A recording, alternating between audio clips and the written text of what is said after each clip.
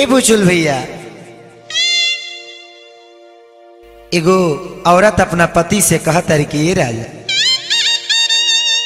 अरे एगो तो बधार के खटनी से दे हरानी में रहता, एगो तोहरो खटनी करे के परिका हो, तनी मान ना जा। उ का कहता रही,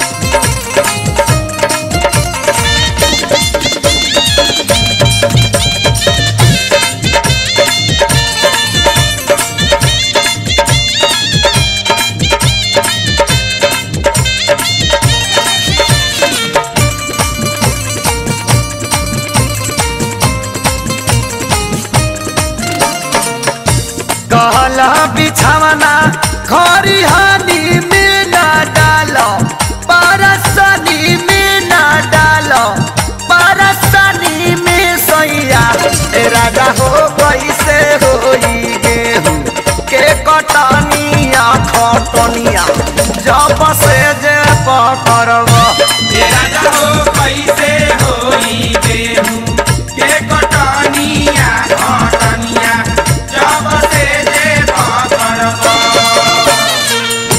कहला बिछावना खरिहानी में ना डालो, परसनी में ना डालो, परसनी में सैया राजा हो कैसे होई गेहूं के कटनिया खटनिया जब से जे पकड़ब, राजा हो कैसे होई गेहूं के कटनिया खटनिया जब से जे पकड़ब।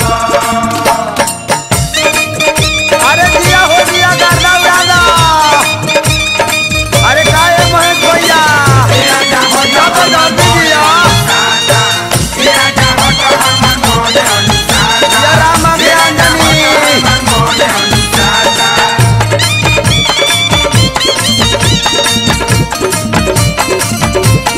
अरे चढ़ा रहा है भाई साहेब कौन बाबा, उठते किरनिया सौसे देहिया टाटाई,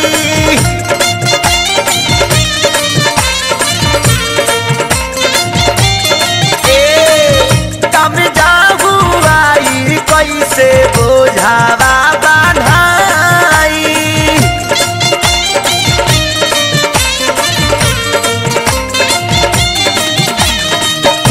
कलश किए राजा सबे मेहनत करके पसेना होता तारा लेगा तानू नहीं के भेवा, अरे कैसन बड़ा फूटते किरनिया सौसे देहिया टाटाई, कम जागू आई कैसे बोझावा बांधाई, डबल हो जा ताहरनिया सुधारी लरहनिया सुधारी लरहनिया नु हो, बलमदी कैसे होई गेहूं के कटनिया खटनिया जब से जे पकड़ब, बलमदी कैसे होई गेहूं के कटनिया खटनिया जब से जे पकड़ब।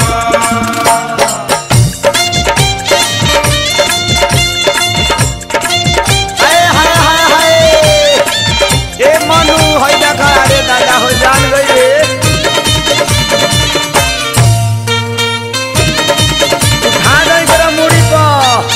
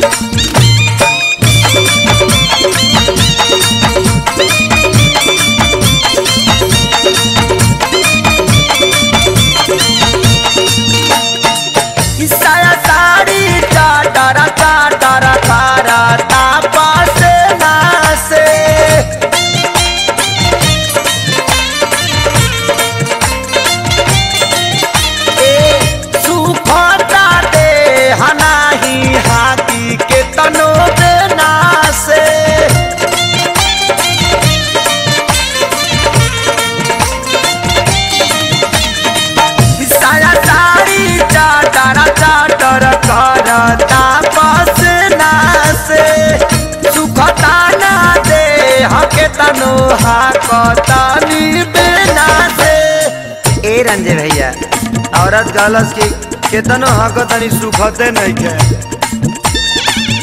जानी हटावा मच्छरदानिया तू कोई लबहोनिया चुमा से कलबहोनिया नु हो।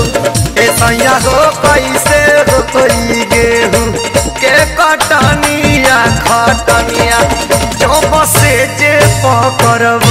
ए सैया हो कैसे होई गेहूं के कटनिया खटनिया जब से जे पकड़ब।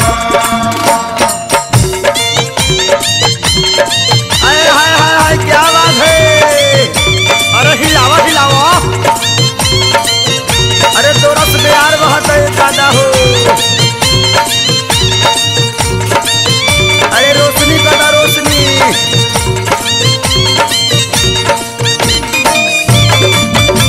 ये गुड्डू भैया आर्मी के नौकरी छोड़ा जाओ। देवरा बेदरा दिखे सारी काचे नींद जागाई।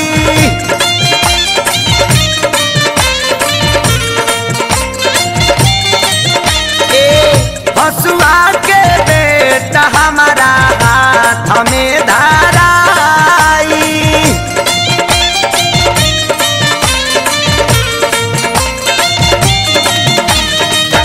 देवरा बेदरा दिखे सारी काचे नींद जागाई।